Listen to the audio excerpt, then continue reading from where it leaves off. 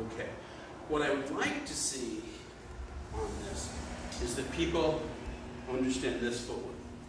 See what? Make a space, twist in. Make a space, that gives me a place, and then I twist and draw my heel in. So our feet are actually facing the same direction. Now what happens here is if I do this and this hand's in front of me, when I twist, he changes. Utemi, grab, step out across him, this is the omote, then turn, forward direction throw. And you can throw in all the directions, but your partner has to be able to break fall in order to keep his arm from being broken. So for the early cue test, okay, the only version we want to see is I want to be here, his fingertips should be pointing down his shoulder blade, and then gently turn a little more and let this go down. Okay, then push the elbow towards the face, put the wrist on the ground, the palm is now up. If I am in this position and I rotate his fingers away from him, it locks the structure. Okay? This is not a submission hold particularly, it just means he can't get up easily. Then he taps. If we were fighting, I'd be in here and finish it. Okay? So, this just locks the structure.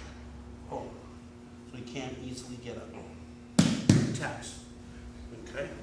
So try that one. This is the omote. Make a space, twist in, move out. This is like a ski with the sword. Raise your sword, turn, cut. Make a space, and usually I throw the atemi at that point. Make a space, twist in. Grab, out across, that turns him. Raise your sword, turn and cut. Okay. Then drop, elbow towards the face. That keeps him from coming at you with that other hand. Okay. Then twist.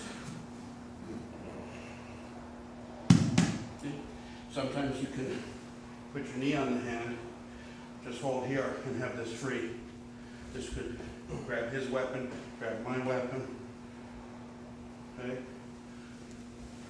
Don't usually do that one on the lower cue ranks, but if you whip that one on the first cue or a shodan and showed you knew it, the teacher would probably be impressed. Okay. Lower ranks, just do the two-hand. Okay.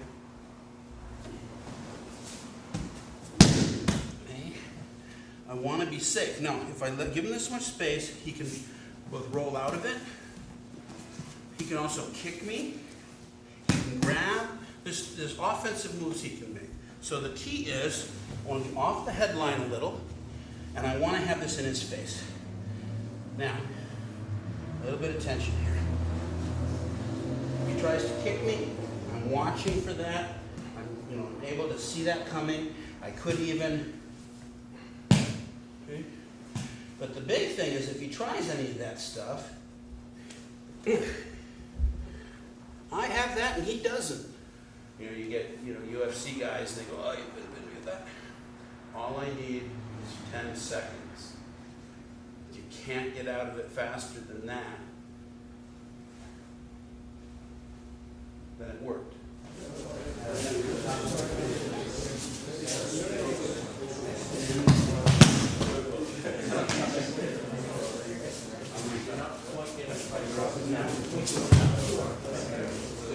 So then,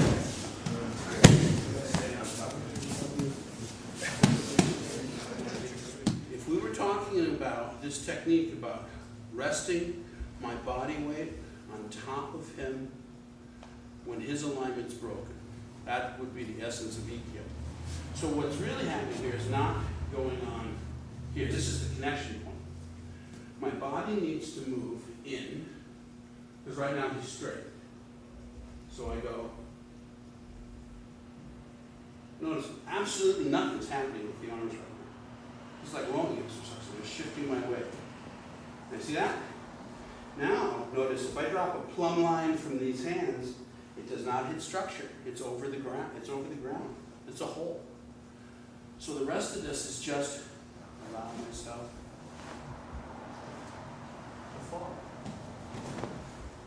With someone who's not a beginner, who knows enough to move his feet and back up, I won't just cut straight.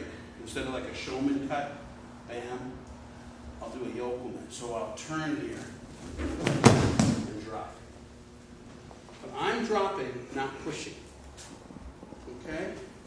So when you do the technique on the next one, when you get them to here, relax everything except for the grip. Just keep the grip nice and firm. And what I want you to do is see how you can shift your weight, twist your hips, and bend your knees. And have him fall without doing anything else with your arms. He's stronger than I am. So, shift in, turn your hips, bend your knees. It has. Now, if I wanted to hurt him, I would simply drop fast. Not do anything harder. I would just drop. And I would accelerate him.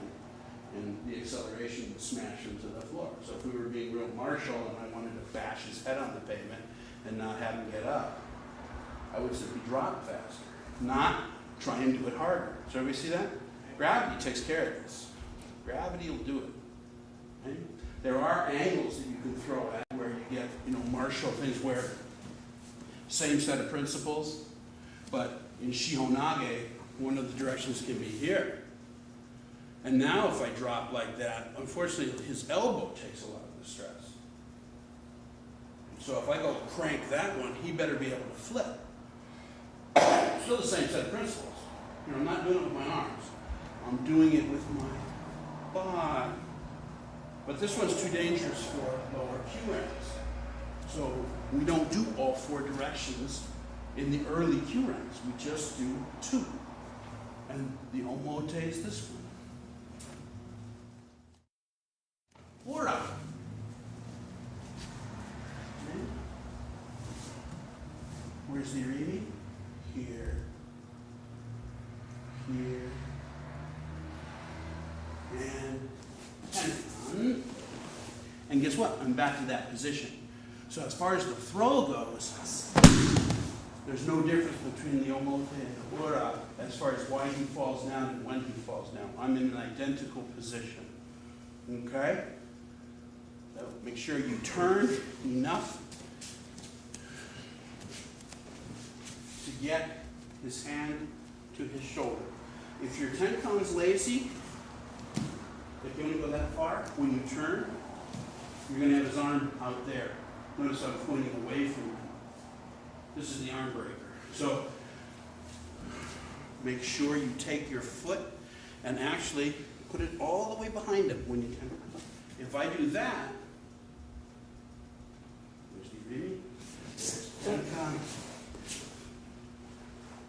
I'm in Hami, facing right across his back line. And I'm able to apply my weight and not strength. Okay?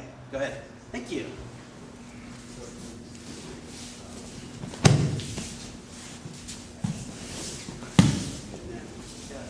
What I wanted to say before.